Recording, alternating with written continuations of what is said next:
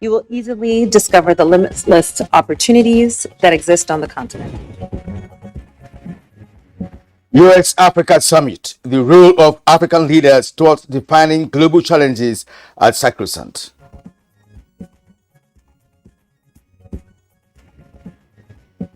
Whatever elections are coming up, people are very warm. And I pray that we should conduct the affairs very peacefully.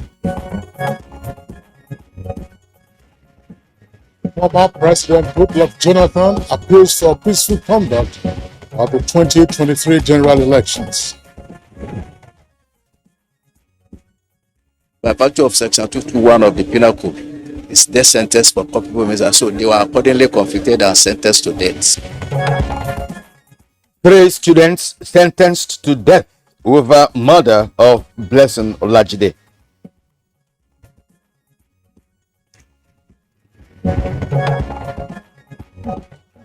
Good Morning Nigeria today focuses on how to end the violence in the southeast region of the country.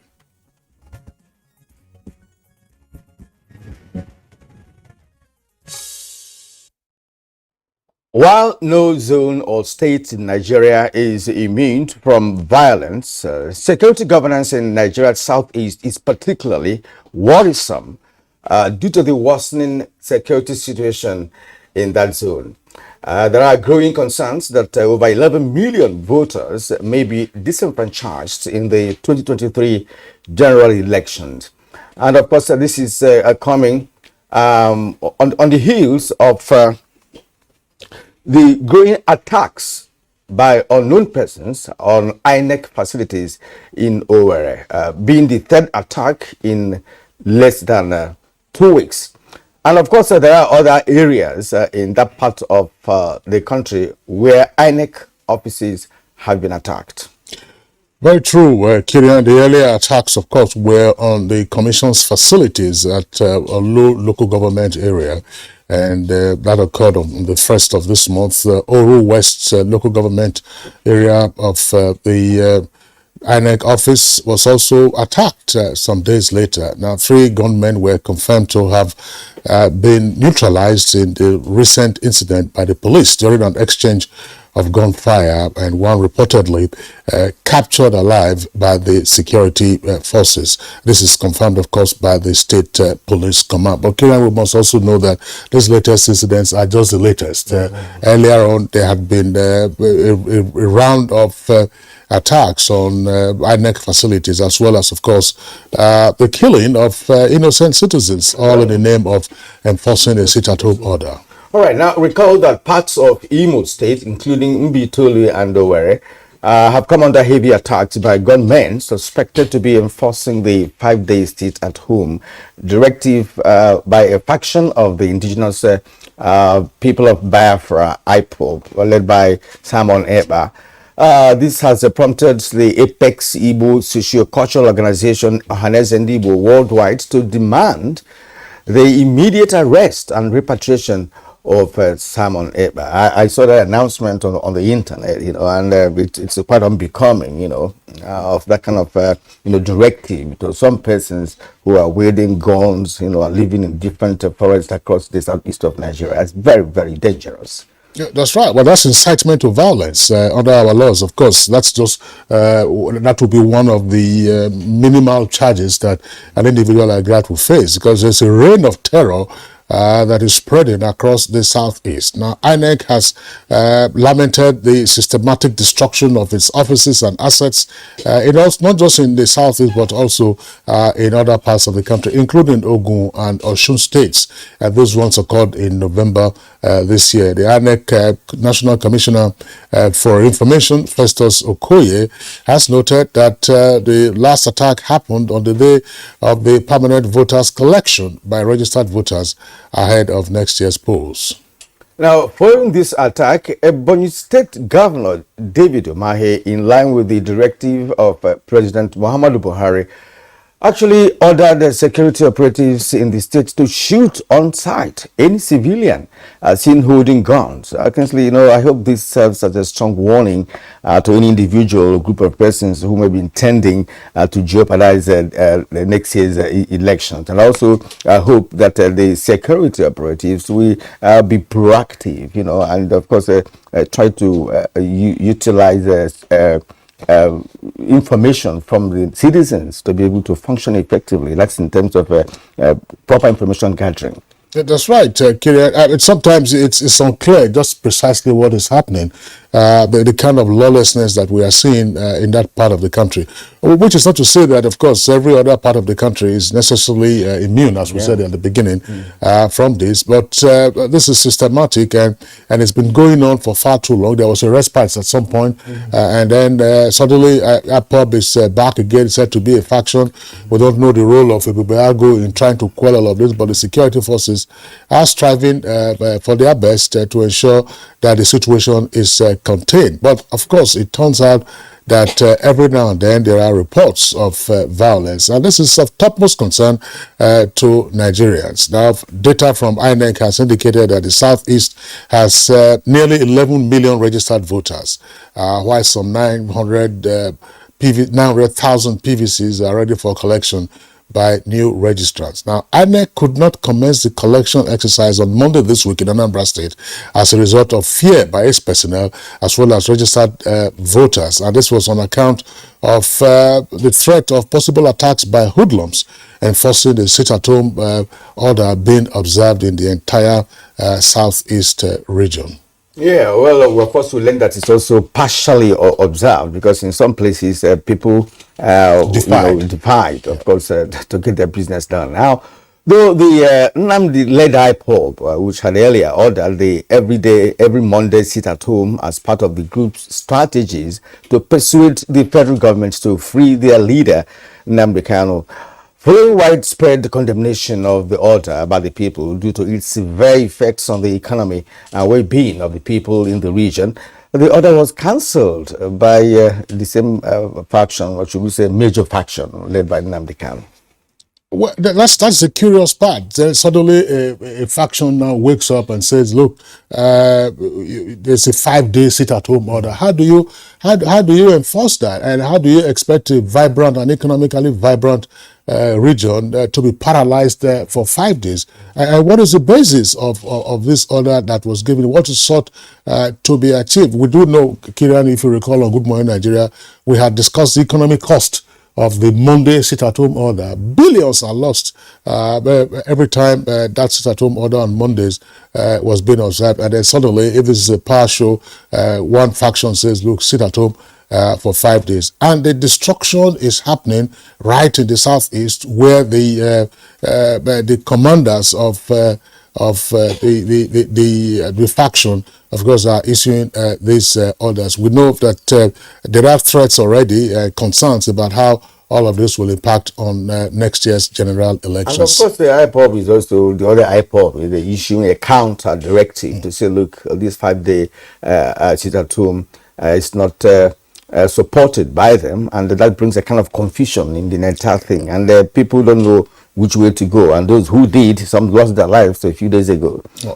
Unfortunately, but of course, we're looking at how the violence can be brought to an end, so that one, of course, is the holiday season, and we know how the Southeast doesn't joke with the Christmas and New Year festivities, and shortly after that, of course, we'll then be facing the general elections, and then later on next year, there will also be the national census. So, how do you ensure that peace returns to the Southeast? That's our focus on Good Morning Nigeria today. I would like to welcome you to the program. My name is Kingsley Osadolo.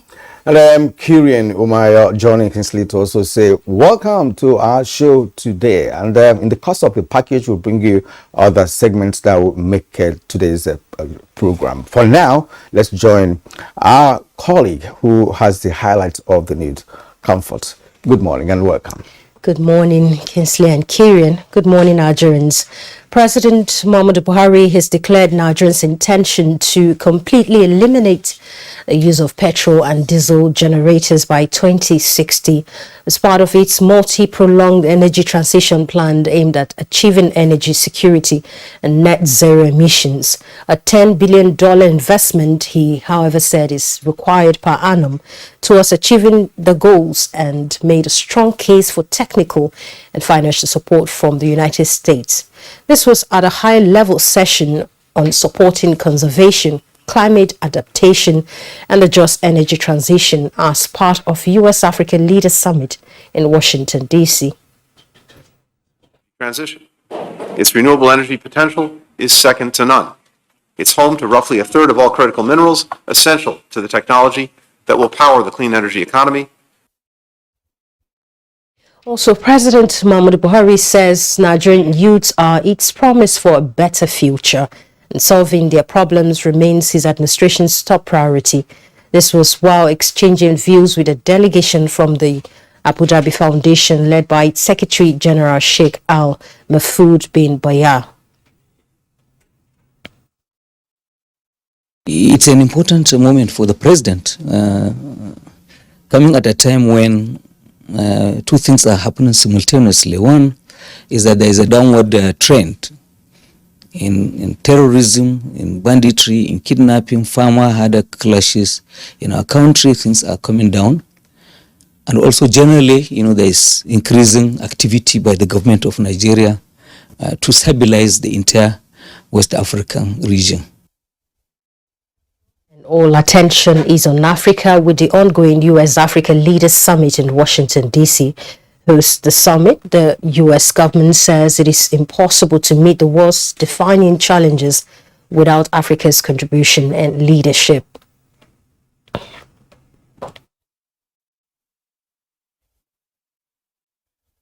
You will easily discover the limitless opportunities that exist on the continent, from the ingenuity of the youth population to the critical minerals necessary to power our future through technologies, to the burgeoning private sector industry that could create opportunities for millions across the globe.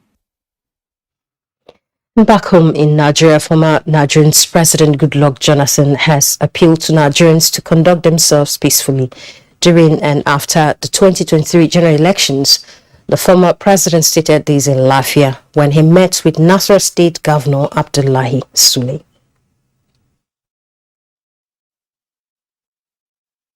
Coming up, people are very warm, and I pray that we should conduct the affairs very peacefully. Without you, the democracy that we had in 2015 and we are practicing today would not have been possible.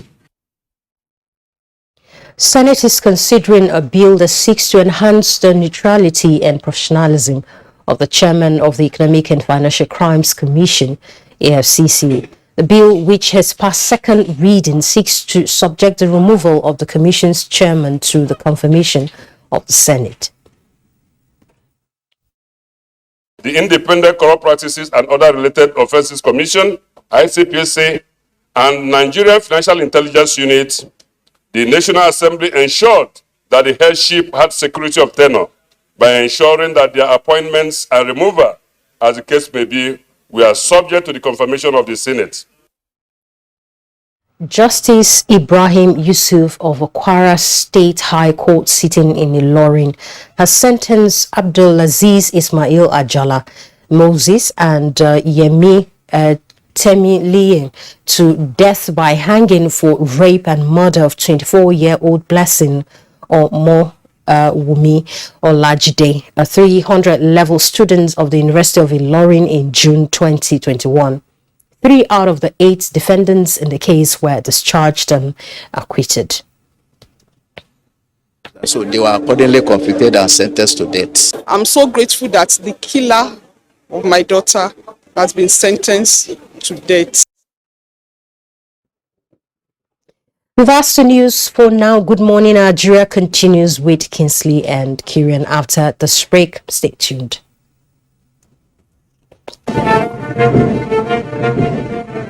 They swore an oath to serve our fatherland and defend the people that traded their freedom, comfortable homes and mortgage their lives on the battleground for our unity and peaceful living. These are the great, fearless, loyal and committed Nigerian armed forces who risked their lives courageously to safeguard our borders. But in the line of duty, many never returned. Nigerians, arise, let's celebrate our fallen heroes. Put on the remembrance emblem with pride to support the incapacitated and families of our fallen heroes. The occasion gives cause for reflection and reminds us the sacrifice made by our armed forces in preserving the unity of the country. All ministries, parastatals, religious and corporate bodies to donate generously to the Emblem Appeal Launch. Send your donations to this account. Account name, Emblem Appeal Launch. Account number 393-200-7526. EcoBank Nigeria PLC.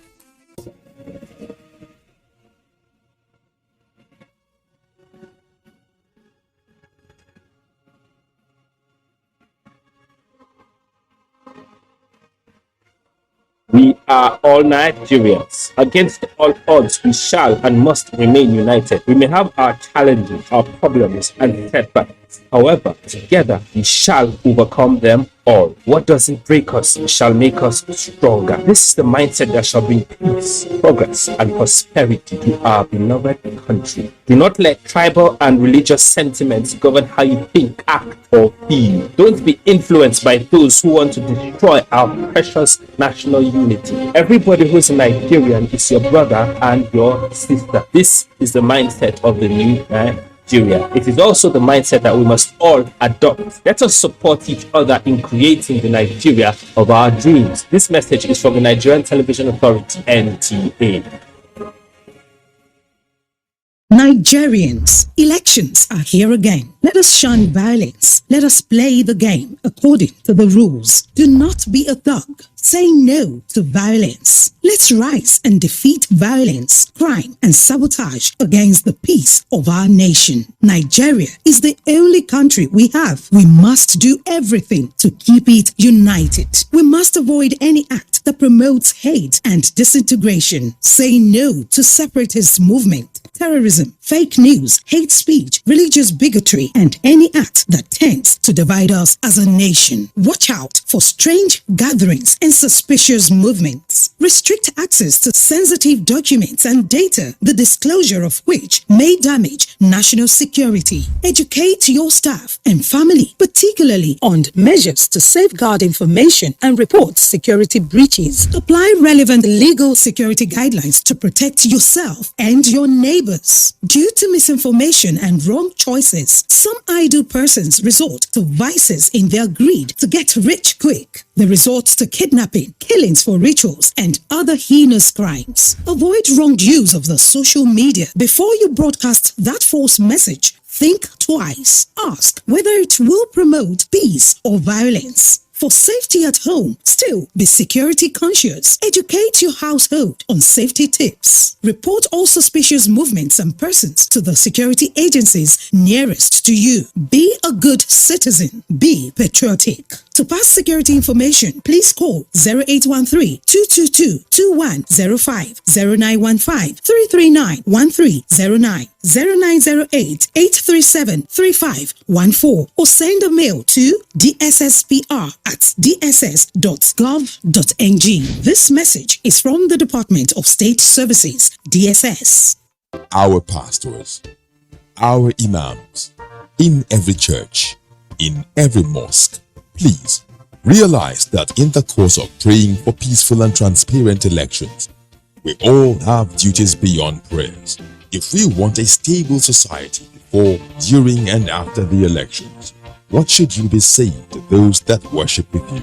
All Sundays and all Fridays, you are saddled with the responsibility of bringing up good generations. It is therefore your duty to both man and God to ensure peace all the time, no matter about elections alone. People talk to people and people listen. Talk to your followers. Make them listen to ensure peaceful 2023 elections. This message is from the National Orientation Agency.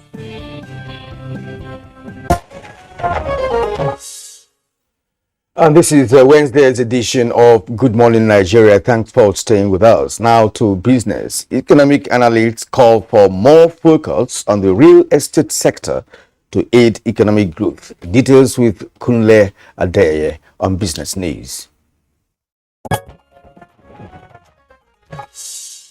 The real estate sector is one of the most profitable ventures and one of the indices for measuring economic growth. The level of infrastructural development also says a lot about the economic status of a country. Analysts are emphasizing that developing nations need to take a cue from developed economies who have made fortunes from the real estate sector. They say the impact of the sector on the economy is significant, ranging from job creation to revenue generation, and that it stimulates the economy. If those that are into real estate will understand real estate taxation, government will generate a lot of revenue and it will also help them do better in their business. We are giving them exposures of so many taxes they are going to encounter during their real estate transaction. So ignorance of law is not an excuse, but it's not good for one to have ignorance. It's good for you to let people know what they're supposed to do so they can do it very well. Yeah, if you have the right information, you know how to go about investing in the real estate sector. That's number one. Then number two is actually proper financing. Now, it also has a very strong bearing on them in knowledge base. They should get adequate information, data. Yes, of the populace. How many of us are there? How many of us are supposed to have their own homes? How many are having? How many are deficient in that area? And then of all these percentages, who are better positioned, that is equipped with business or job that can give them this? Then what do we do to bridge it? You see, even in healthcare, where we have National Health Insurance Authority, it is meant to put up a fund and bridge it so that even those who can't afford high will be able to enjoy from that pool. They implore economic managers to come up with policies that will be favorable to the real estate sector. With Business News, I'm Kunle Adeye. All right, that was the business segment, and up next for us now is newspaper review.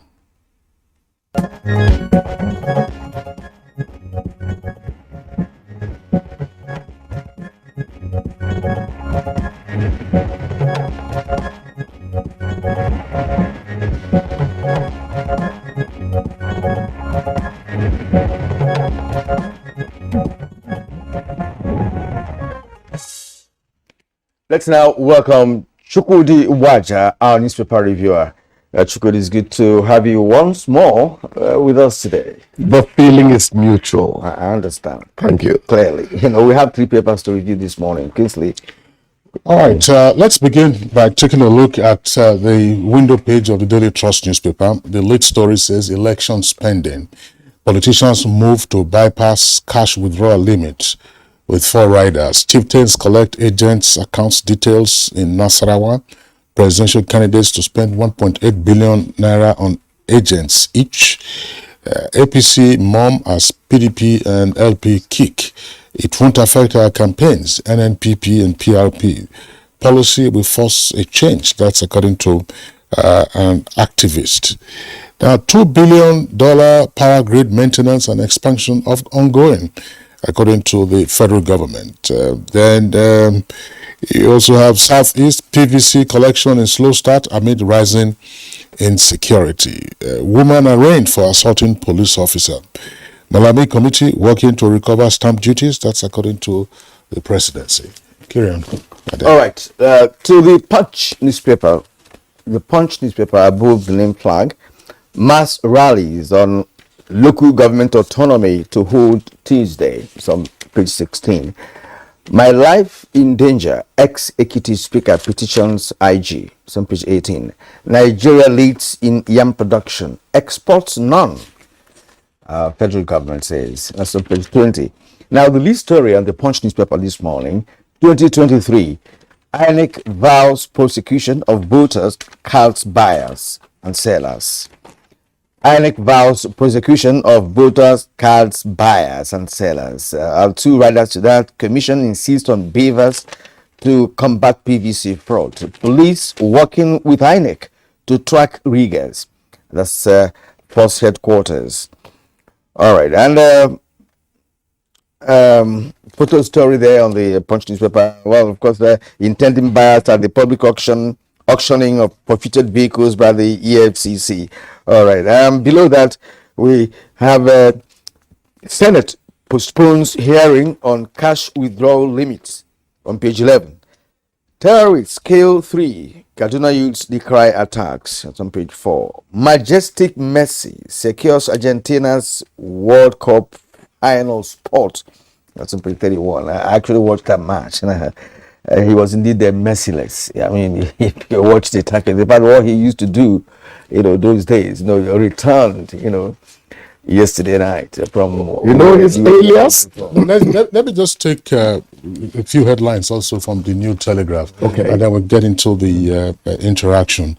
Below the nameplate of the New Telegraph newspaper, you have the following headlines. Power, that's the kicker. Federal government gives banks and AMCON 12 months to divest from discos. Says Siemens 2 million euros will raise power generation to 25,000 megawatts. Okowa, enough of 13% funds blackmail, says Omo Agege distorting facts.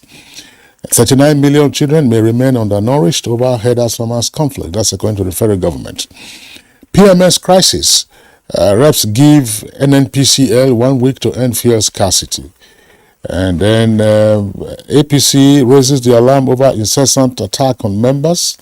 NCC seeks identification and elimination of risks in telecoms sector.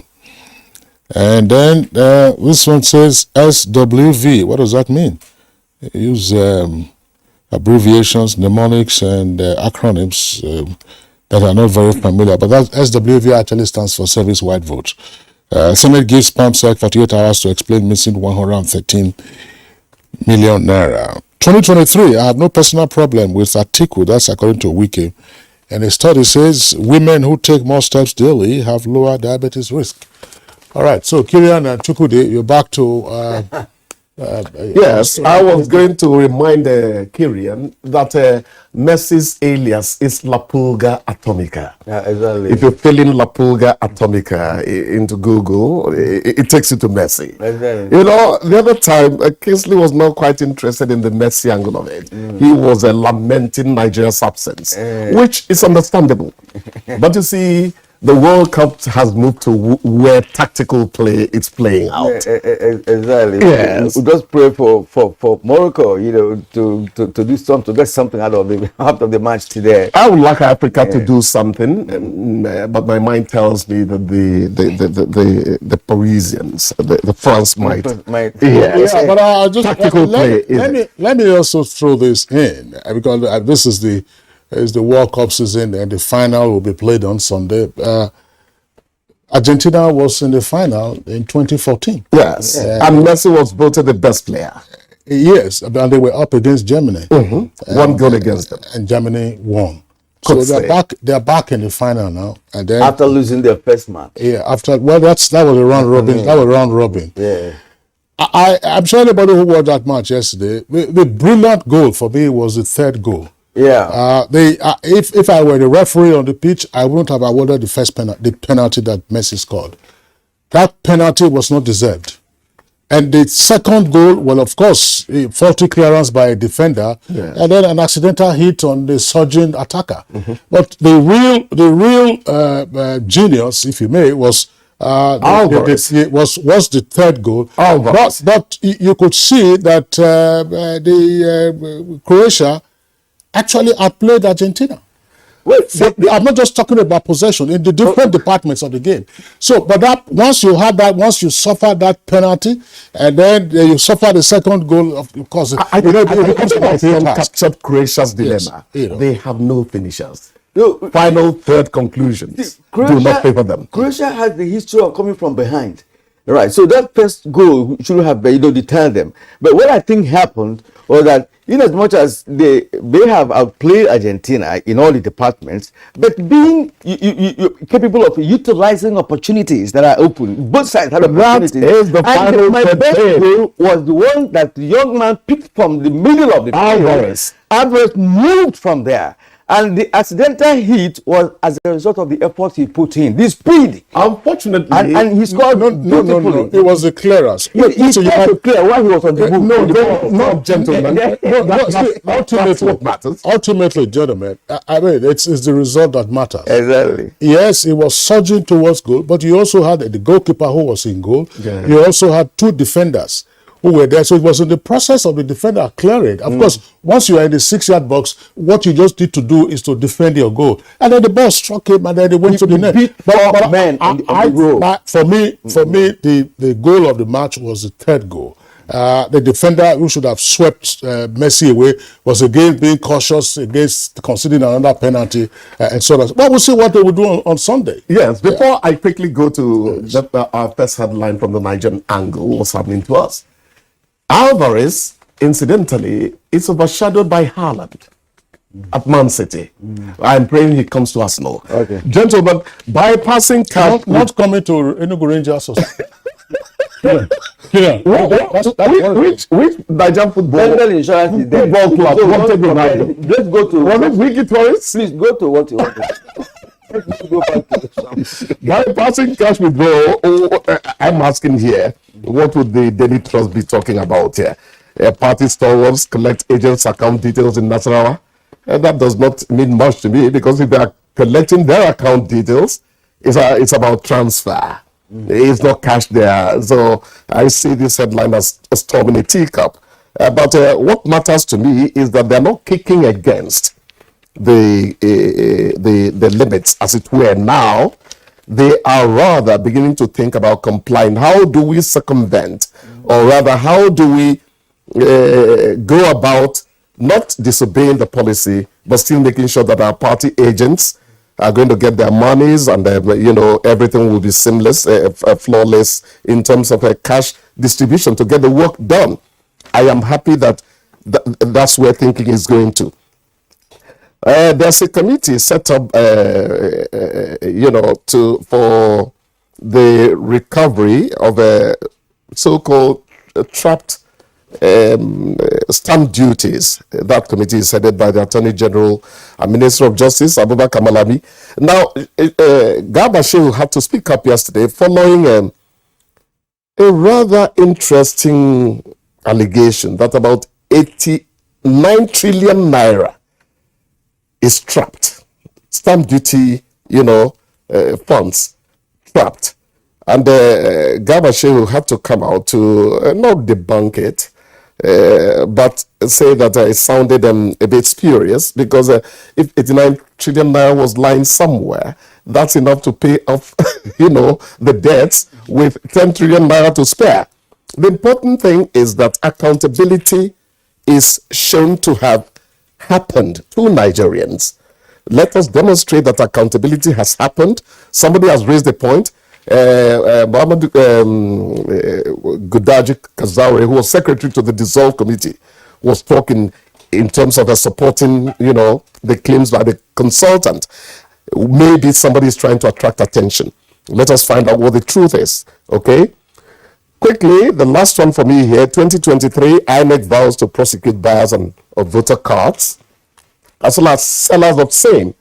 We give them the benefit of the doubt, because if you remember, just 2 weeks ago, about 2.5 weeks ago, two persons who were trying to do a fast one with PVCs actually got arraigned, and one was convicted. So INEC, to me, is beginning to bite rather than just bark. Cases of vandalism that might happen, arson that might happen during the elections, how are we kitted up to address these? These matter to me, and I think we're moving in the right direction. Yeah, well said. I'm also concerned about the Okoa statement on Omo Agege's the distortion of facts, according to him, with respect to the 13% derivation as it concerns Delta State. My worry really about Delta is not as if I have any special interest, but somehow it's one of the rich states in the south part of this country. And I mean, when I read the story about pensioners, who were blockading government premises and demanding for their pensions to be paid, I felt so bad about it. I mean, this is the second time I'm raising this concern, but because if you don't have the aged in your home, you will not understand what we're talking about, especially when such person spent all his life working for government for 35 years, and after retirement, you can't even pay the gratuity, the bulk sum the person could use to start up something. But now that monthly stipend, if you like, I mean, that they get, you cannot pay it. I mean, and you are talking about taking care of people. You can't take care of the aged. In fact, in our constitution, it should be enshrined in our constitution, because elsewhere they are accommodated in budgeting, in the budget allocation and what have you. So, I mean, it's so worrisome. And it's not just in he said, even in Enugu State and other states across this country, pensioners are owed. Kingsley has not said something, so let me allow him say that. But I support the pension angle there. All right. The other one could be politics. Yeah, my comment is not on the issue that Kirian raised, the Delta, but it is on another issue. We have touched on it on Good Morning Nigeria in the past. And this morning, anyone who listened to our news bulletin after Kirian and I bantered to introduce today's edition of Good Morning Nigeria would have heard of the story of Blessing Olajide, who was a student at the University of Ilorin. She was gang raped and murdered. And yesterday, the assailants, the rapists and murderers, 3 of them were convicted and sentenced to death for that offense. We have had a number of instances in different parts of the country where women and ladies have been gang raped and murdered. So there's justice now for the family of Blessing Olajide of the University of Ilorin. But we should also remind ourselves, because I raised the issue some months ago. In 2020, Uwaila Omozuwa, who was a 100-level student at the University of Benin, during the COVID-19 crisis, was also gang raped and murdered in Benin. And the question is, what is the status of that case? No word. The gang rape and murder of Blessing Olajide took place in June last year, 2021. And they've gotten judgment. They have received judgment. So Uwaila's case was in year 2020. That's 2.5 years ago. What is the status of that case? Added to that, we also recall, we discussed this on Good Morning Nigeria, there was a young lady, there was a toddler, virtually, Hanifa in Kano, who was kidnapped by the proprietor of her school and then eventually murdered. All right? That case went to court. The accused person was tried, convicted, and sentenced to death. What is the status of that death sentence? Has he appealed the death sentence, or has a warrant been signed for the execution of the death sentence? Yeah, these are really issues where we have to tackle, perhaps in other editions of Good Morning Nigeria, as we bring you newspaper review on daily basis as part of our segment of the program. For now, let's appreciate one more time Chukwudi Umwaja for being here this morning and for doing justice to the analysis that he brought to bear this morning. Gentlemen, thank you for having me once more. Okay, all right. Now, this is Good Morning Nigeria, only on the network service of the NTA. We'll take a short break now. When we return, of course, our attention will be focusing on a major topic. Stay with us.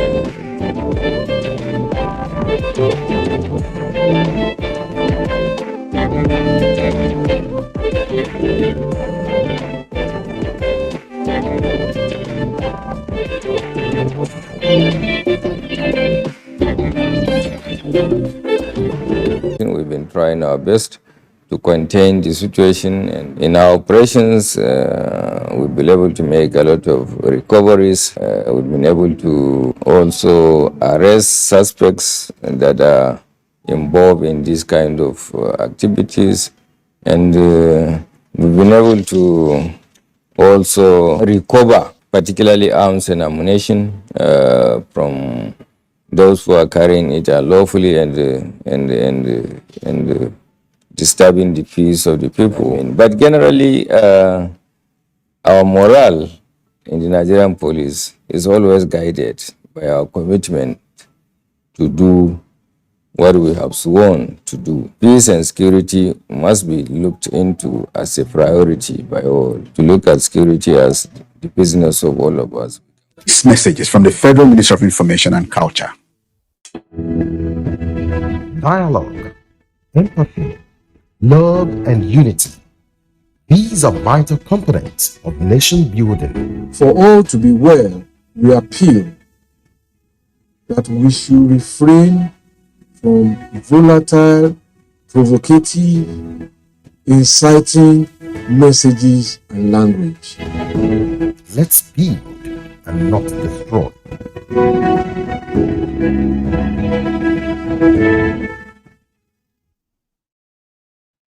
What we face mostly now are flashes of cowardly attacks from the rump of groups that have been routed in one location or the other, moving to another to give the false impression that they are still strong. Our ultimate goal is to eliminate them altogether and restore total and lasting peace over every inch of the Nigerian soil. Sounding tall, we take it home. We are determined to ensure that every inch of the Nigerian soil is safe. That determination is there. The order has been given. But we shall continue to protect the lives and property of Nigerians and foreigners in our midst. We shall continue to work for the peace of the nation and deter elements that constitute threats to the people. We shall bear the full powers of the government to secure every inch of our land. We shall not rest until peace is fully restored to Nigeria. This message is brought to you from the Federal Ministry of Information and Culture. COVID-19, that is the black swan of the century, has actually hit the whole world very hard, even the strongest of economies, and Nigeria was not spared. But due to the proactive stance and steps that the president has taken, we've been able to come out quickly. The president has consistently said we must invest in infrastructure, even as we're investing in human capital, that we must invest in infrastructure, because at the end of the day, that is what will bring about a sustainable economic growth. So the president has given us our directive. He has said you must make sure you pay salaries and pay pensions, but you also make sure that the critical projects of roads, railway, airports, bridges, major infrastructure that are meant to drive the growth of the economy, that we consistently invest in them, even if we have to continue to borrow to do so. This message is from the Federal Ministry of Information and Culture.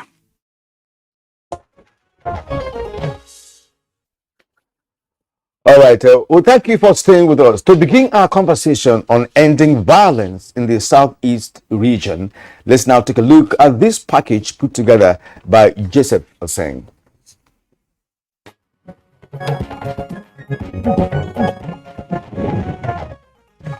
The southeast of Nigeria, made up of 5 states, Abia, Anambra, Ebonyi, Enugu, and Imo, was at a time one of the most peaceful regions in the country and known for high level of business activities and productivity. Sadly, many fear to travel to this same part of Nigeria these days, following increasing violent attacks on individuals, public facilities, and even security formations. 2 days ago, 3 gunmen were killed when police repelled an assault on the main office of the Independent National Electoral Commission, INEC, in Owerri, capital of Imo State. In the same month, a self-acclaimed factional leader of the indigenous people of Biafra, Simon Ekpa, had earlier declared a 5-day sit-at-home in the region from December 9th, even as reports have it that the order was disregarded in many parts. Violence and killings that accompanied previous declarations linger fresh in the minds of many. Increasing violence in the southeastern states of Nigeria are said to be largely associated with renewed secessionist agitation by the movement for the actualization of the sovereign state of Biafra, the indigenous people of Biafra, emergence of the Eastern Security Network, and other groups. However, developments are indicating criminal elements are taking advantage of the agitations to rob the citizens of peace and socio-economic activities that have been their mainstay for years. Media reports collected by Council of Foreign Relations shows violence attack between December 13, 2020 to December 12, 2021 resulted to 636 deaths. Security formations and other government organizations are among the most hit. In 2021 alone, 46 police stations and 8 police checkpoints suffered attacks, with 103 officers reported murdered. The National Electoral Empire is facing a Herculean task of conducting elections in the area as assaults on its facilities intensify with the 2023 general elections drawing closer. INEC confirmed the last attack in Owerri was the third on the commission's structure in the same state in less than 2 weeks. The federal government has applied the kinetic and non-kinetic approaches to quelling the mayhem, while other concerned Nigerians and groups continue to seek dialogue to end the crisis. Yet, there is no clear sight to the end. With all the efforts adopted so far, what next is on the table to bring lasting peace in the Southeast? A question guests on Good Morning Nigeria will brainstorm to provide answers soon.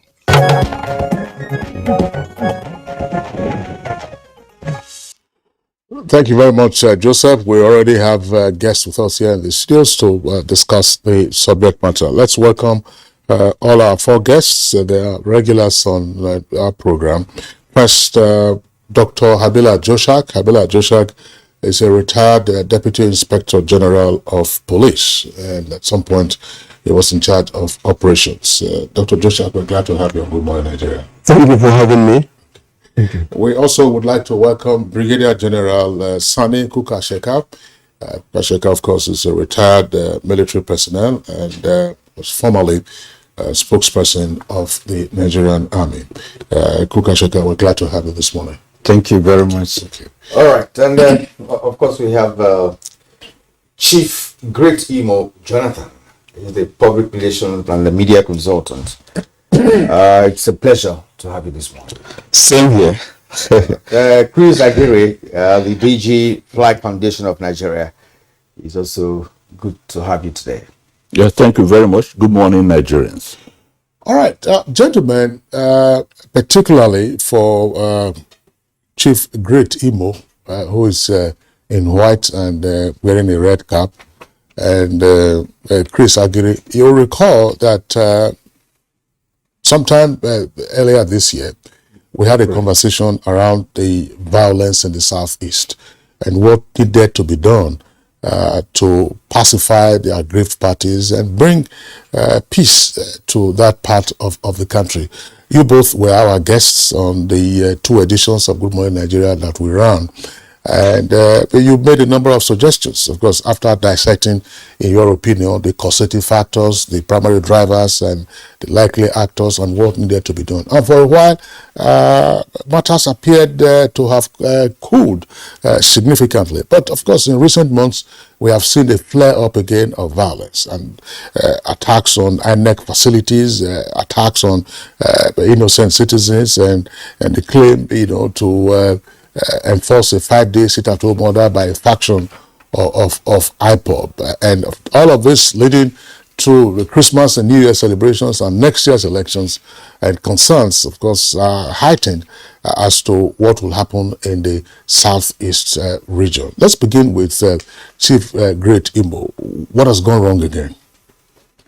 Well, Um, Thank you for giving us this opportunity to speak to Nigerians about some of the things we think has not been done, especially coming from the Southeast. You remember that last time we were here, I did mention the very gentleman that is now being talked about, and particularly you were not sure what it was. And before I spoke on NTA about him, we had done what they call trend analysis. We were like looking at the new developments, factors and the actors that were responsible for the new developments. Hence, Nnamdi was still in detention. And this particular young man had continued to make broadcasts, and unfortunately also, the media in Nigeria has been giving him airwaves, and that is not encouraging at all. Sometimes these people, when you continue to discuss and talk about them, you give them more visibility and they gain, broader views. So when they make comments, when they make broadcasts, people take them seriously.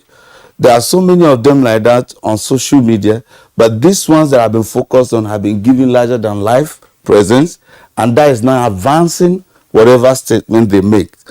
That is number one. Number two, I want to say Simon Ekpa is living in Finland, for example. Nigeria have a diplomatic relationship with the Finn government. Up till now, I respected that from the broadcast he has made, there are laws under the European Commission that can be hinged upon to get him to answer to those statements, to those violent comments. The country where he lives in, they are not in support of terrorist acts or violent acts, and there are laws and diplomatic measures that Nigerian government can employ to take care of that, and that has not been done. Then thirdly, what has not also been done is we talked about proliferate involvement. We in this country, we tend to have this colonialist mentality amongst our leaders. We don't engage. Both the military, the police should engage the ordinary citizen where the governors have failed, because the governors of the Southeast are just sitting aloof. The leadership in the Southeast are sitting aloof, unless they have not done enough. The governors have not done enough. Now that the state governors have failed, federal government being responsible for security, both kinetic and non-kinetic, as part of non-kinetic measure, should find its own way to engage the people, take the wind off their sail. Because if the governors are being irresponsible, the federal government should also fail to do what they should do by engaging the people. I can tell you that these guys constituting these nuisance, these guys causing this violence, they have relations. Sometimes in our family WhatsApp, I do ask my brothers, my cousins, and I want to know where everybody is. When one of our cousins left for Kenya to do his masters, and after a while, I didn't hear from him. I asked a question, where are you? What are you doing there? Some of these young people have left home, but nobody is keeping an eye on them. So both the family institutions, the traditional institutions, the governors and the federal government have a role to play in this. So, and I think that is actually missing. The proliferate engagement, bringing the people together. Right now, nobody is even talking in the Southeast. The governors are not even talking. They are not even meeting. I can't even feel the sense of urgency among them. So that is important. We should do that quickly. Yeah, well spoken, because you have actually delved into part of the intricacies of this matter. But I'd like to bring in Agiri here, not just because also from the southeast of Nigeria, but because you have been keeping track, of development with respect to our topic this morning. Yes, Simon Ekpa, whatever he calls himself, because I think from what I've seen so far, on the internet, and it shows that he's like a king or something. He puts like a king and emperor or something like that. Now, but there are foot soldiers, there are persons who are executing whatever orders that he is issuing, and these people are also living among the southeasterners. And there are some spots, for instance, in Enugu or Anambra and elsewhere, there are some spots, where whenever they're trying to enforce this at home, something must happen there. Right. And again, in Anambra, when Soludo took over Anambra, it was almost chaotic, because when there were criminal offenses, some from unknown persons, as they refer to themselves, and then some gangs, some other criminal gangs, who have actually keyed in, into that. So, what is your perspective to the current situation now, because it's becoming unabated? Thank you very much. First, I condemn in totality what is happening in the Southeast. It is against the Igbo culture and tradition, where life is sacrosanct. In Igbo culture and tradition, anybody who kills must be killed, to be judged and killed. You can't kill and get away. And the dignity of man, even as a corpse, cannot be compromised in Igbo land. This time you see people now kill people anyhow, dissect the bodies, dismember, desecrate the human body. It's unacceptable. But then the security situation is in the Southeast. We need to have a proper profiling of what exactly is going on. First, there is the criminal dimension, where you now have the kidnappers, the cultists, the armed robbers who are carrying out their own acts based on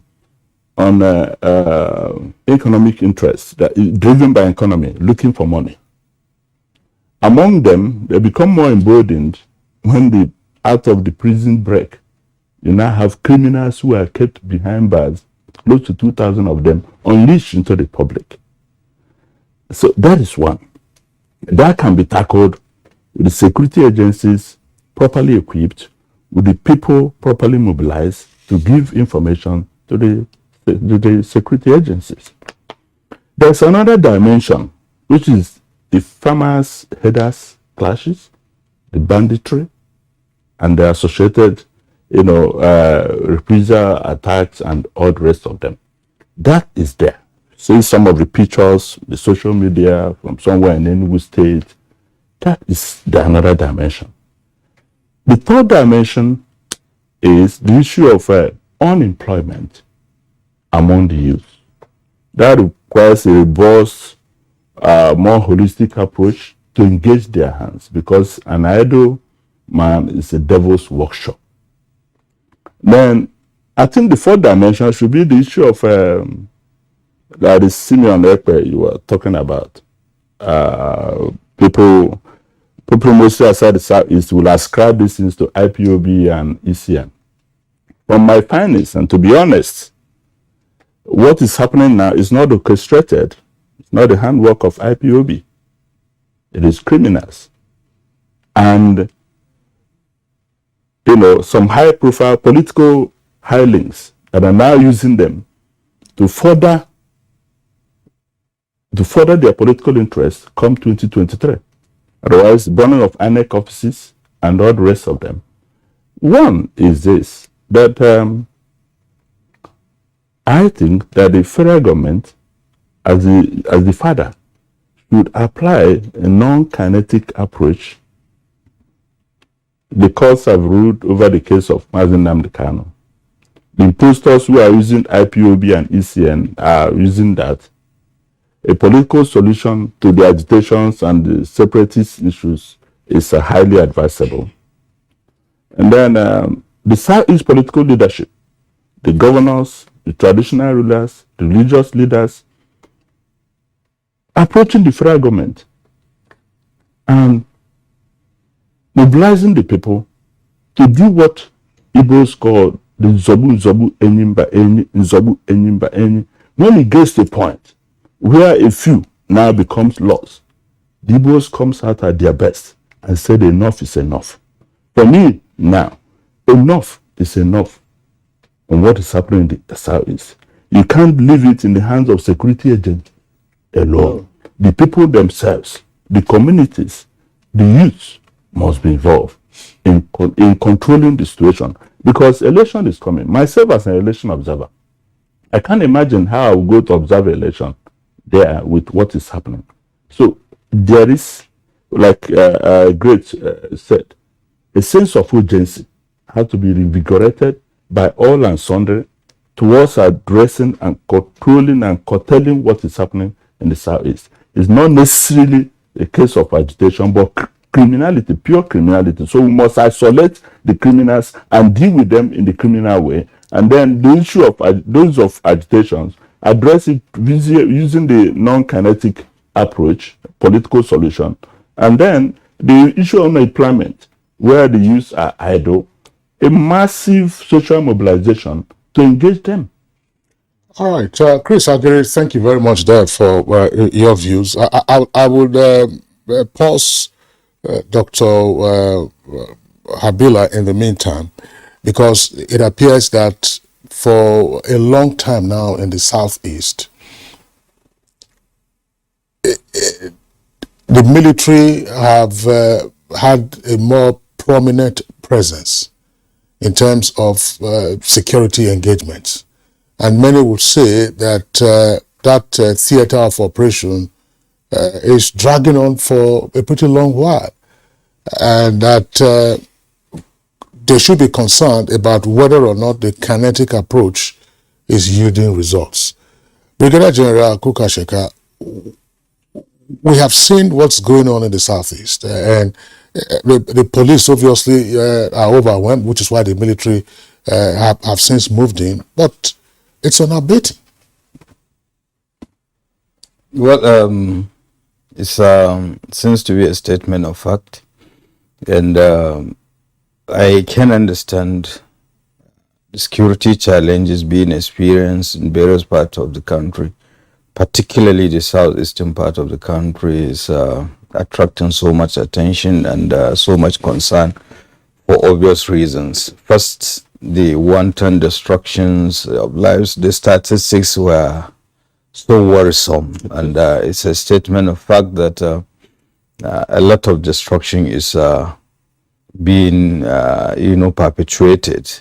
Now, that brought about the issue of deployment of security forces, particularly the military, seeing them performing even policing duties. And what brought about this thing, the earlier speakers have noted a missing link. And Greg made mention of the involvement of the proliferate. Now, whatever security arrangement, whatever national development goals and policies you have, you must involve the people. Sure. Now, the issue is that bulk of the security challenges, we tend to neglect the root causes of what brought about it. Now, if you look at what is happening in the southeast, the first is agitation for the establishment of state of Biafra within the Nigerian society or outside Nigeria. How do we go about it? Is it realistic in this modern time? If yes, how do you go about it? Who are involved? But bulk of the criminal activities being perpetuated, if you take the total population of the southeast, those perpetuating the crime constitute a negligible percentage of it. So what happens to the majority of the people?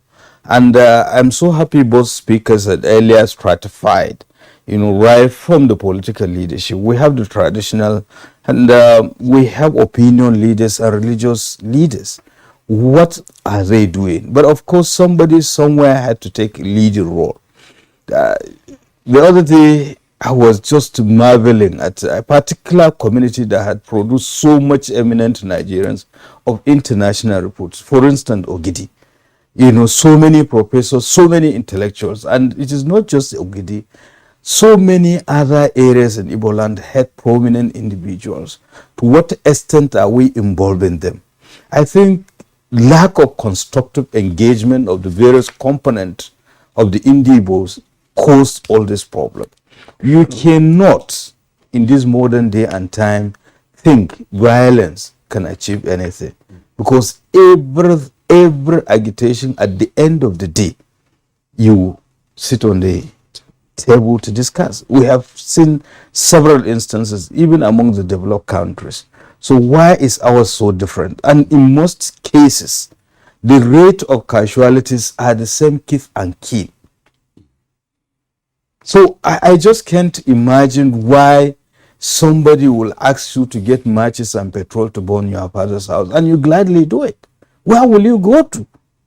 These are the issues. And if we are talking about other social economic deprivation, there is no component of Nigerian society that is better off. So why don't we pull our resources together to fight all those issues and those behind this thing? Because the worrisome thing is that if you look at the Southeast, the Igbos are in the majority.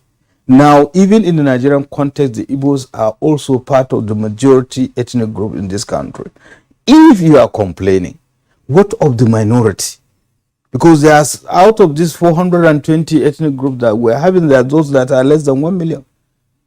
They are equally marginalized. I think the issue is involvement of the people. And I may not use the word that you have said.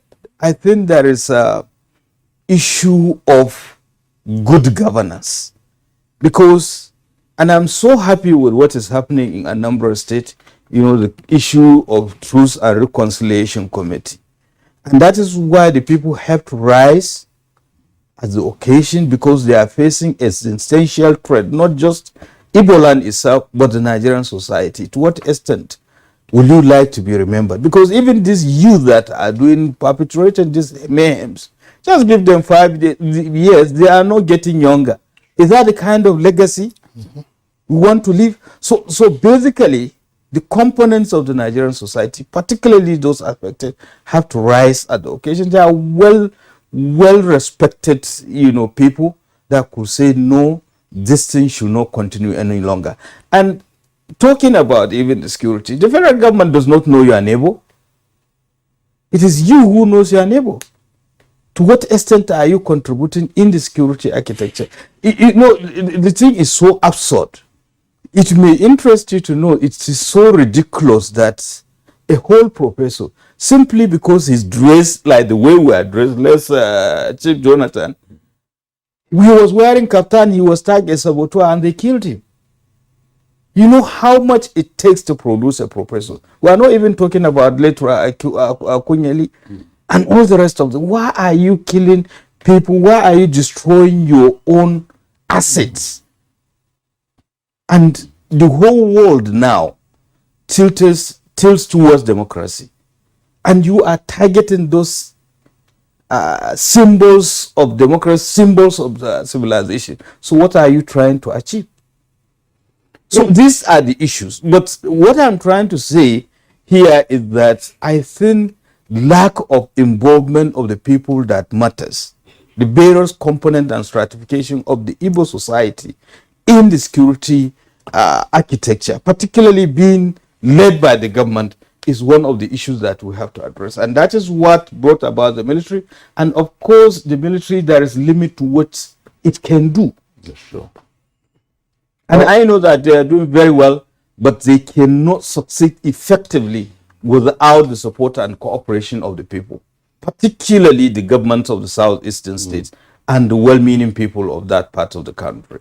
All right, General, we appreciate your comments. Gentlemen, we have accepted that there are so many perspectives to this. You know, Mr. Agiri raised a very important aspect, which also have to do with you know, criminality, kidnapping, armed robbery. That's the criminal element in all of this.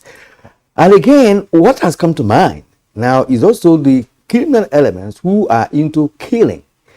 On the 8th of December, in a Hamufu community, in Issues or council area of Enugu State, about 50 people were killed.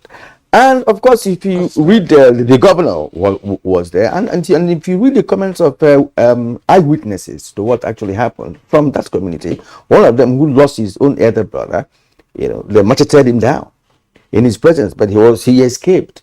Now he is saying that there was a connivance between some, well, alleged Fulani herdsmen, and of course some Igala people from Benue State who share boundary with that part of Ihamufu from where they operated. And it's not just the first time.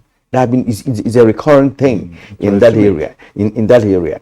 But for me, what I have known about all these herdsmen and all of that, that's striking and all of that, is that the people who are really concerned about kidnapping or killing may not necessarily be the herdsmen that we are talking about. Because where I come from, we live with herdsmen for the past 50 years, and they're still there till date with their family and their herds and what have you, and nothing happens. So there are criminal elements who are now taking the opportunity of whatever IPOB announcement, sit at home or whatever it is, to also perpetuate crime. So let's bring in Dr. Halibut Joshua here, who's a retired DIG in charge of operation.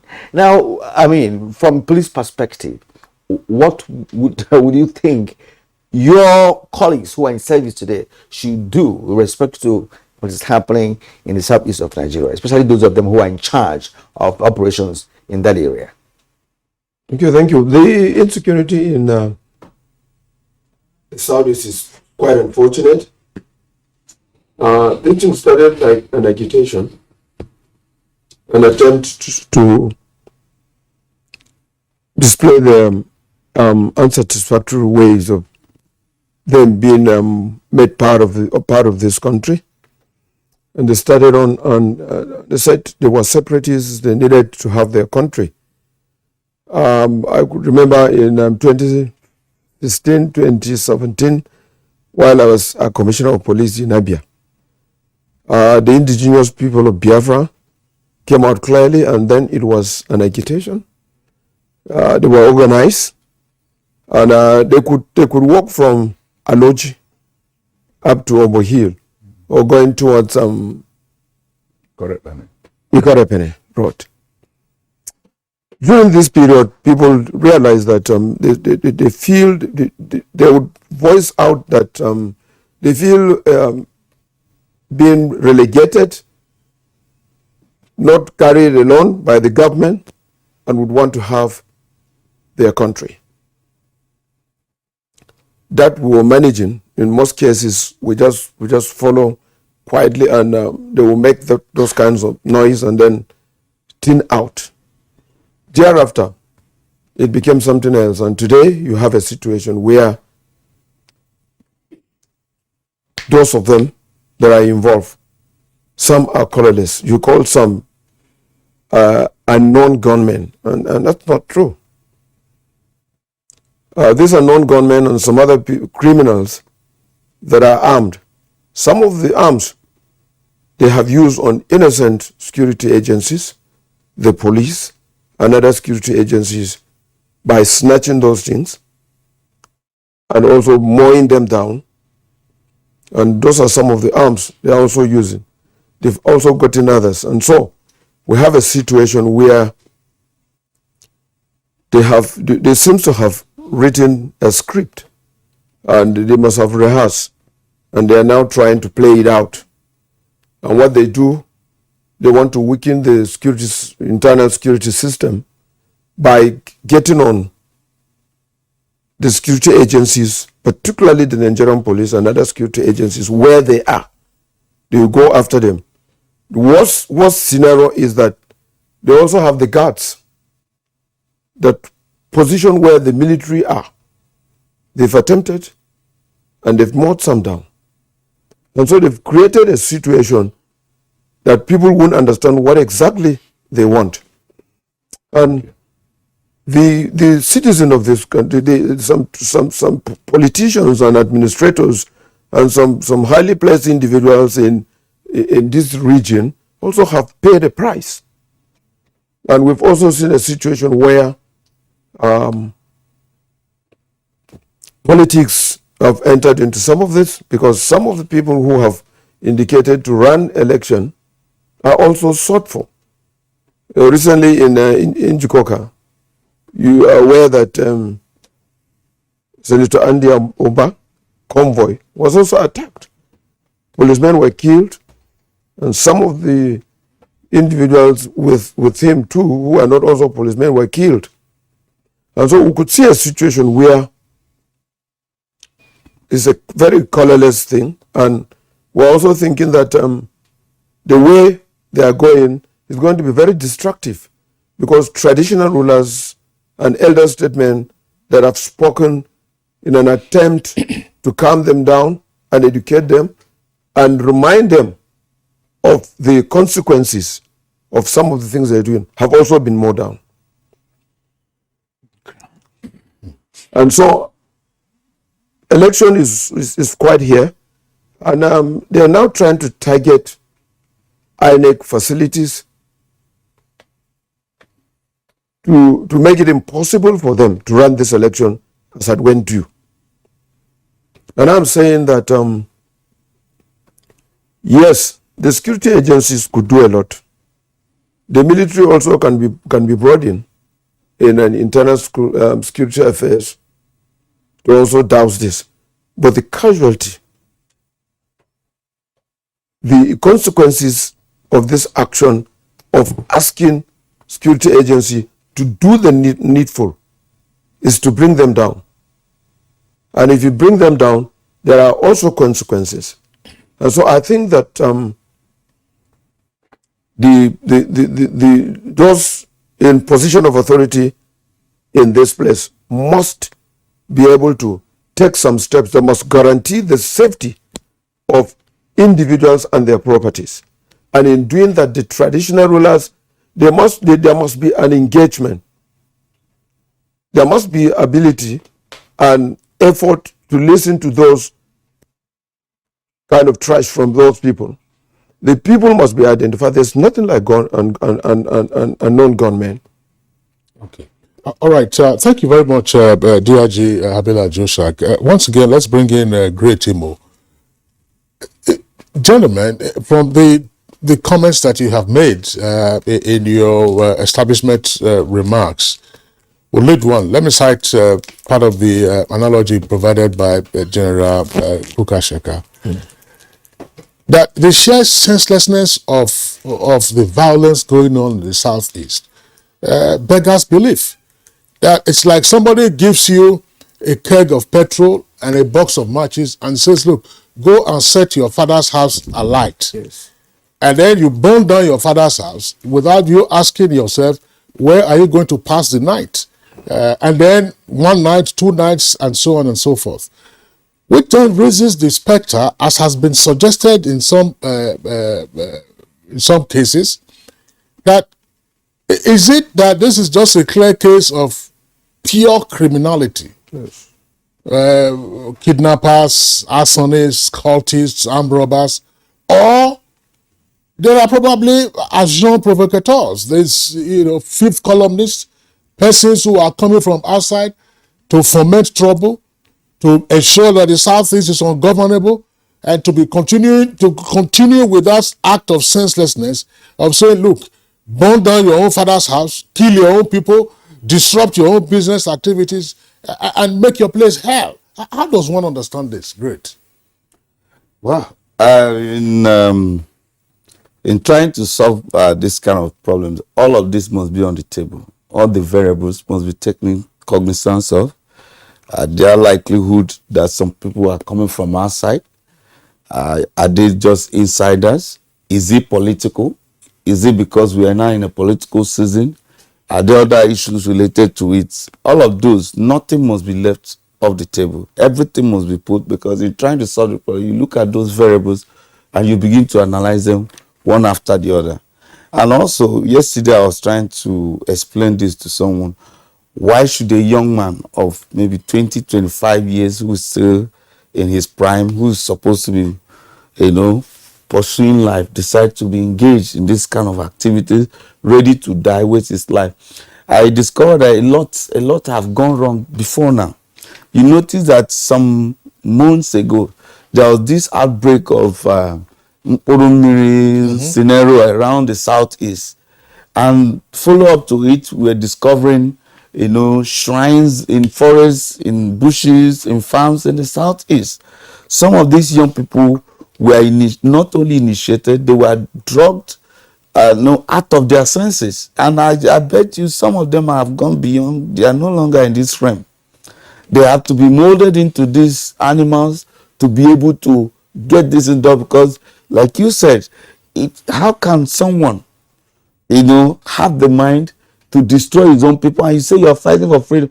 It's either this person is not part of his people, either he's a stranger, or this person has been molded into something else, complete animal, to be able to think that way and to do it. And I think those are some of the effects of the prevalence of drug and also lack of parental care. We've talked about it long time ago.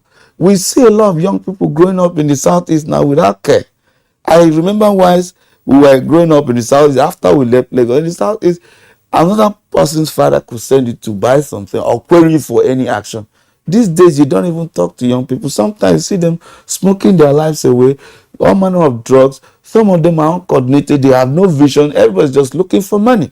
Some of them have been tricked by politicians. Some of them have been, something has gone wrong because there's looking at those who are from the Southeast, who are perpetuating this thing. And also, we see that the proliferation of light arms and weapons also a problem. And we must look at how the border controls, because sometimes we talk about border, people look at Lagos, and there are fringe borders around Cameroon and others, and there's Ambazonia crisis going on in Cameroon. Some of them have been radicalized over there because if you followed up what was happening on social media, you notice there was a time they had interface. So if you follow up to all of those trends, some things have gone wrong. Then also, like you mentioned, we are in election period. During the last election in Anambra, that was when we were here. The whole thing went up, and this time we are witnessing. And let me even say for us to take note, I was reading a comment on social media. I would really not like to mention name. Somebody was saying, this person is contesting election. This is happening in your place. You are not making a comment. And it's supposed to be a general election now. Some people are already politicizing it, playing politics with it. So sometimes it makes you want to think, is there a possibility that some people outside the Southeast are even instigating it? Maybe because they want to get at somebody? So when you hear such comments on social media, it's either somebody wants to appropriate the crisis, or there's even a possibility that such thing is going on. There could be fifth columnists. It could be false flag operation or whatever. So every variable must be put on the table. In solving the problem, nothing must be left out. Yeah, I quite agree with you, and many Nigerians will too do, because all variables must be on the table, because nothing can be ignored at this point in time, because all manner of remedies, in the past could not yield any result. General Kukasheka earlier on talked about constructive engagement, and that's what I'm going to take you on now, Mr. Aguirre. Constructive engagement with respect to all strata of leadership in the Southeast. We have what we call age-grade administration, where I come from. That is about the lowest level of administration in Igbo land. Age-grade administration. We normally have an association, health leaders, and what have you. And in same manner, there are also other leaders within every community in Igbo land. Now, let us expand it to mean states, for instance. What should be the role of governors of the Southeast of Nigeria in all of this? They all have what we call security votes. And in fact, some government houses are barricaded. That of Enugu has been barricaded for the past 2 or 3 years now, that nobody, goes through the government house. That's an indication that, of course, the man at the helm of affairs is not comfortable with what is happening. But what we're not talking about is what has he been able to do, and what has the Governors Forum of the Southeast of Nigeria been able to do collectively, as a collective responsibility. Exactly. We know about Amote Kuna. That's an old story now, but it's very effective as far as we can understand. Now, what should be the role of these persons in charge of administration in Enugu, Anambra, Imo, Abia, and what have you? Should that Ebubago was there, but we don't know what is happening about Ebubago. That has also been politicized, if you ask me, because Ebubago, we hear Ebubago operating in Ebonyi State, for instance, and there's none operating in Enugu, and there's none operating in Anambra, for instance. So is Ebubago now factionalized, or did it exist collectively in the first place, or is it a kind of one-man show because it's only in Ebonyi that we hear more of Ebubago these days? Constructive engagement. But before I get into that, let me chip in this. We're talking about fifth columnists. When the current President General of Ohaneze Ndigbo, Professor George Obiozo, came in last year, January. We came to Abuja here, we addressed a press conference and said, look, the Southeast was noted to be the most peaceful zone in the country. But once the agitation, not agitation, the clamor for Nigerian president of Southeast extraction, Ghana took a life of its own. There was an offshoot of insecurity in the Southeast. So we're not ruling out the issue of fifth columnists that may have been using these criminals to perpetuate this evil in the Southeast. Constructive engagement, yes.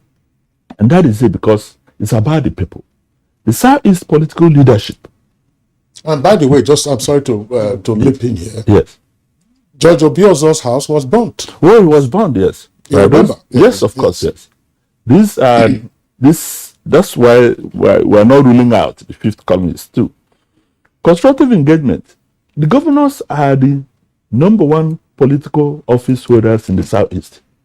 They exercise political power and authority, executive power. The governors must of necessity show leadership. It is the governors at that area that will be the rallying point at that level. Before we talk about religious leaders, other lower ranks in political authority. The Southeast governors should be challenged. It's disappointing that their house is burning and you're busy chasing rats. A lot of them are busy politicking, jumping around the country, whereas their homestays are burning. That is very disappointing.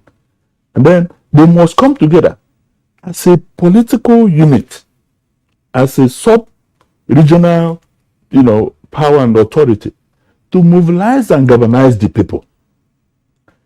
And in the same way of collective engagement, constructive engagement, Abia State currently, for a long time, is the most peaceful. Abia State ought to be the melting point of IPOB. Why is it not so? Because from the look of things, the political leadership in Abia, the governor, engaged the people, engaged the traditional rulers, the youths, engaged including the agitators. That is why you see Abia peaceful. These things that is happening in other ones are not necessarily in that dimension in Abia. What you notice in Abia is issue of core criminality, armed robbers. And of course, the Zobu Enyimba Enyi is melted, Aba is the melting point. And they are traders. Anybody that comes to tamper with their destiny, they will go all out. That is in that regard. So it's a call and a matter of urgency for the Southeast the governors themselves, the senators, the House of Reps, the speakers. That should be a congress of political leadership. Yes, political leadership to engage the people. The Igbos that I know, when I reference to Zobu Enyimba, and Enyimba is elephant. When an elephant is marching, there's nobody you can't withstand it. It requires the people themselves to be mobilized and say, look, enough is enough. We can't allow the few amongst us to destroy the entire Southeast. The Southeast economy is failing. Let nobody be deceived. Will the money sit at home? Are the people happy? They are not happy. But out of fear of these same criminal elements, ex-convicts, you can see the people that the police were able to get, that came to burn Abia. Look at those class of human beings.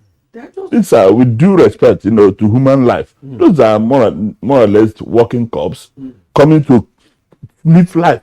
If I look at the number of military officers and policemen that have been killed in the Southeast, me as a projector of the Nigerian flag, I feel so sad that these people, not in a war situation, they came to enforce peace. And then they are being killed. And then engaging the people to, like we said, the police, the army, their civil military relations should come alive. Sometimes we have also had cases of high-handedness of the military and the policemen in the Southeast. And you see the people, they complain and complain and complain and complain, and no attention is given. That must be those reports. Pay attention to that, because the election in the Southeast in 2023 with this current situation is doubtful. And then we should also look into the fifth communist that wants to undermine their political opponents. There's nothing the average Nigerian politician will not do to make sure that he wins the election. Exactly.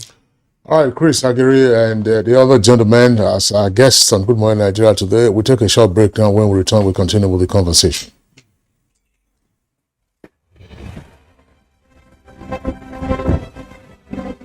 Every day in our country, senior citizens are discriminated against, disparaged, and treated with disdain by those who ought to respect them. We are all complicit in the way we have treated the elderly members of our society as institutions, families, or members of a shared society. Every time senior citizens get offered less than they deserve for the work they do because they are old, poor, and desperate, we are failing them. Senior citizen loses a child, and wow, they must be responsible for their death. Every time a senior citizen gets labeled a witch, is called mad, and shooed out of the way because they have no memory of where they were headed and look unkempt, we are failing them. We say, abeg, it all old, make it do die, make everybody for rest, to ailing parents, uncles and aunts. That's discrimination. That is neglect. When you see an old woman getting beat up and being accused of witchcraft, do not turn the other way. Stop and teach people that white hairs, wrinkles and hunchbacks are no evidence of witchcraft. Aging comes with a memory decline. Sometimes it's not out of place to have elderly people lose their way, forget details of their lives, and how to properly take care of themselves. When they get to this stage, they deserve your empathy, not scorn. Our ailing fathers, mothers, aunties, and uncles are deserving of quality healthcare and peaceful transition. Make their last moments memorable. Senior citizens have paid their dues. They deserve your care. Stop all forms of discrimination against them today.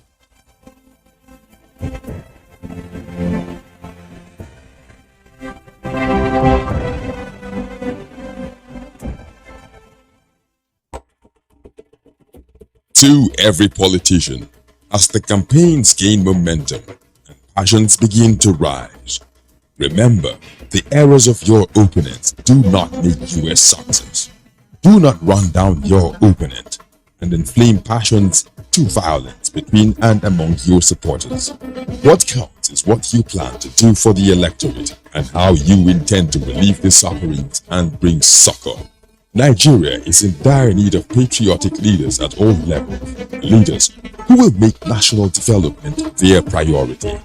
Concentrate on telling the electorate what you intend to do when you get into office. Focus on making your vision clear to the electorate. Don't engage in verbal abuses, fake news or speeches. Keep dealing with issues that will bring progress. You win the hearts and minds of the people by being above board, by being civil, patriotic, and showing empathy. Let's join hands to make the 2023 elections peaceful. A message from the National Orientation Agency. Critical military objectives of total defeat of the terrorists in the northeast is already been achieved. Synchronized group and air operations have continued to inflict huge casualties on the terrorists, and they have been forcing many of them, including their commanders and emirs, to surrender in droves with members of their families. Whilst areas where terrorists hitherto had some freedom of actions are being cleared and socio-economic life is gradually returning to the most parts of the northeast, as while internal displaced persons are now returning to their ancestral homes to start life all over in dignity under safe and more secure environment. This message is brought to you from the Federal Ministry of Information and Culture. The security situation in Nigeria has been reasonably stable in spite of activities of unpatriotic elements engaged in various criminal activities around the country. daily situation reports coming in from states. 2 months ago, it has shown relative peace on many of our highways, such as Abuja, Kaduna Birnin Gwari, Sokoto, Zamfara, Kaduna. This message is brought to you from the Federal Ministry of Information and Culture.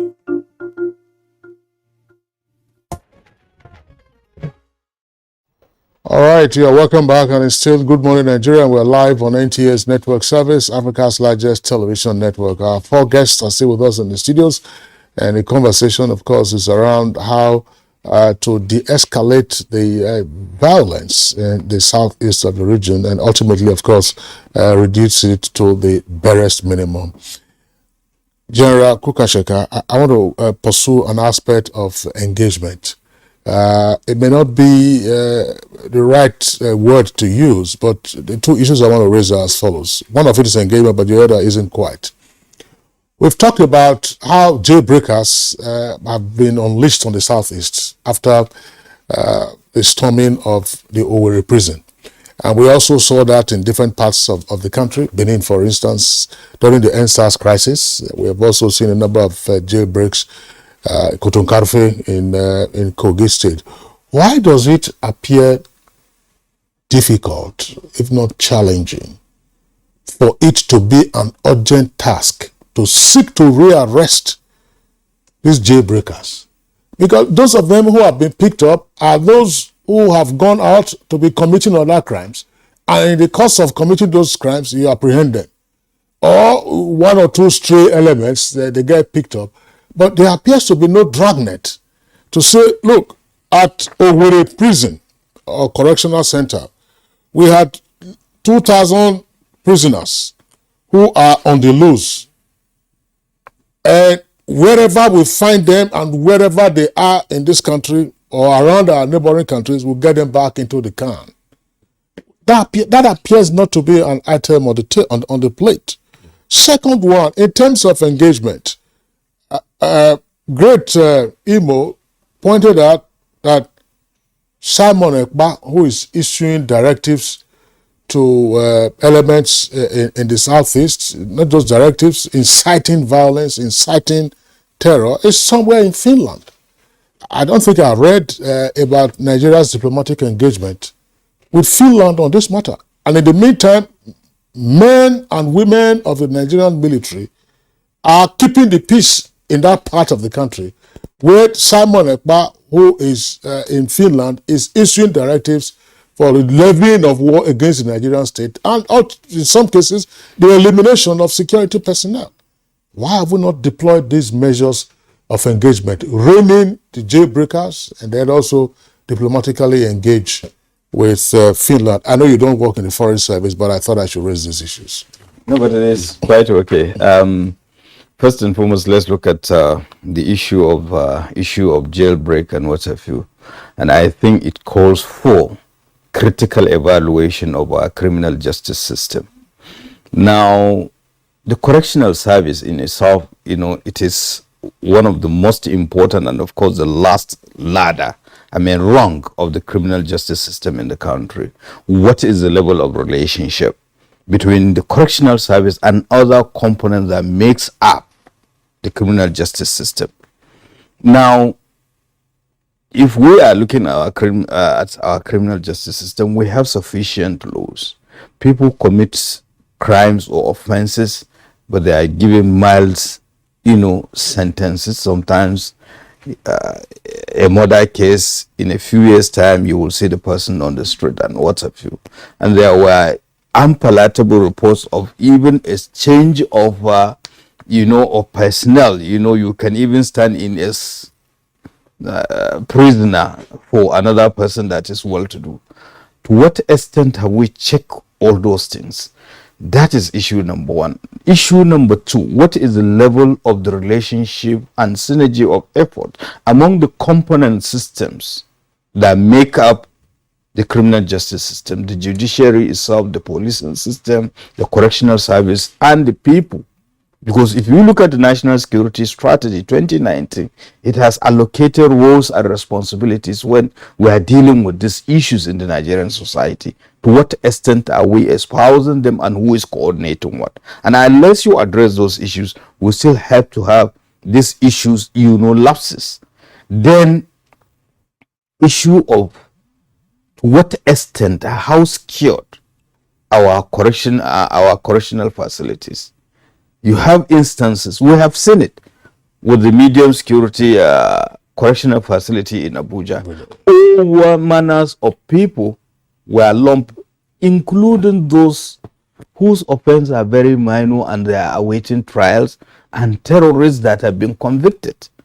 Instead of the system to correct people, eventually they learn more terrible lessons, because there were reported cases of armed robberies and other crimes that have been perpetuated or planned behind the four walls of the prison service. So these are the issues you will address. Then, of course, going back to that national security strategy, what are the roles of average Nigerians? And how do you empower Nigerians? Because Chief Jonathan was talking about excesses and report and what have you. Yes, no system is perfect. There could be such things. But what do you do if you see them? And to what extent have you, ensured that the security agencies are responsive to those issues? What are the capacities? What is the training? What is the equipment? So it goes along that way.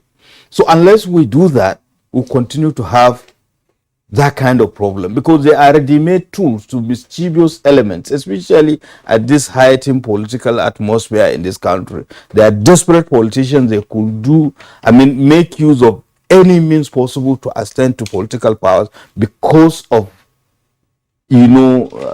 privileges associated. There is so much money, so much power, so much, but nobody wants to go with the responsibility associated with it. So theirs is just to have.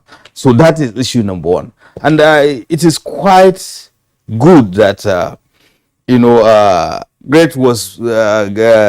was mentioning the issue of the bilateral relationship, what have you, between Finland. Allegedly, Simon Ekpa is in Finland. It's a democratic society, and if you look at it, he was even aspiring to a political office. If you don't know, in that society, you begin to ask yourself, what is even wrong with their security architecture that they could not detect the excesses of violent extremism being perpetuated by a citizen in that country? Because he is using the same social media. So what happened? Then if their system failed, just like we do have instances, people coming from highly developed countries, they escape the eagle eyes of their security forces. You find them at the Nigerian airports with cocaine. So how alive are we to our responsibilities as Nigerians as regards to this issue? And exactly the issue of diplomatic engagement comes into play. Certainly they will not, if it is the other way around, allow anybody residing in this country perpetuating acts of criminality in their own country. We have no idea what has been done, but I think if something has not been done, it's about time that it should be done. And if something is being done, I think they should expedite action so that this thing could be mitigated. But that is not enough. I kept on saying that whenever you call yourself banana, the monkey will definitely eat you. The fact that somebody is instigating you, are you a fool? What are the realities? And talking about the sanctity of human life and, Igbo being an egalitarian society, you are talking about sanctity. There are certain communities that you dare not kill a monkey. Definitely you will pay for it. A monkey, not even a human being. So what has gone wrong that we have this devastation? I mean, what has gone into the mindset? And before we even started, I was reminding Kieran those good olden days in the 80s when he was such a dashing young man. I was also a dashing young man. We were having a good time in Enugu, and he was telling me that the government house now, Okwara Square and Okwara Avenue, Independence Layout, and what's up to NTA. And having a good time. Some part of it now have been barricaded. So it's just like an average Nigerian. Everybody is shielding himself from each other. We cannot continue that way. The end of good times. Yes. Okay. So invariably, General, I mean, sorry, I'm not cutting you short, because we're trying to manage the rest of the time we have to bring in others. But you have really made very, very, valid points here, with respect to the references you have made, especially someone like you who has lived in Enugu for some time. You understand the culture of the people, you have a basic understanding of the true Igbo man, having interacted and lived in the area. It is in Oka that you cannot kill a monkey. If you kill a monkey, if you kill a monkey in Oka, it's a problem for you. Right, okay, that does by the way. All right, let's bring back Dr. Habila Joshak here once more. A number of issues have been raised here, and we're all at home with them. But I'd like you just to buttress some of the points made by other speakers, including your earlier comment on this program.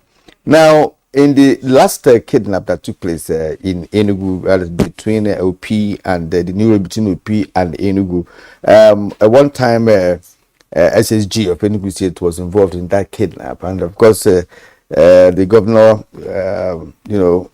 woke up and took up the matter with the GOC, HTD, and the other relevant, security agencies. And what came up was the fact that the kidnappers were so proud and open to say, look, that they have their contacts with the military, and no doubt about that they were being aided by some persons, who are serving military, and one of them retired, or one who was either sacked as a soldier or something, were involved. So that's a big revelation, right? Because that points to what Aguirre mentioned earlier on with respect to those who have actually compromised and are aiding and abetting, some of the criminality, especially kidnapping, which of course, when ransom comes, everybody gets his or her own share. So, Habila Joshak, we are looking for a way out of this now. So what would be your suggestion, to your colleagues who are still in service in that part of the country? What kind of engagement should they be in? Should they be waiting for the governors to perhaps call them to a meeting and let them formulate a strategy that could better address the current situation in the southeast of Nigeria? Well, crime is very local. And so it is not the governor or any other person outside the cycle of the community that will start this. Because if you have to do that, then you have to depend on the people in that community to have the facts. And like you said, that some of the criminals who said, yes, we have the military, we have the police. I can tell you, I know there could be that, but I know that it's insignificant. They are doing that in order to let people know that it is not possible for them to get to them. And like I said, they are weakening those that would always prevent them from carrying out their nefarious activities. And that's the police, the military, the traditional rulers, and the politicians. They try as much as possible to create fear by mowing them down so that they can have an opportunity to do all this.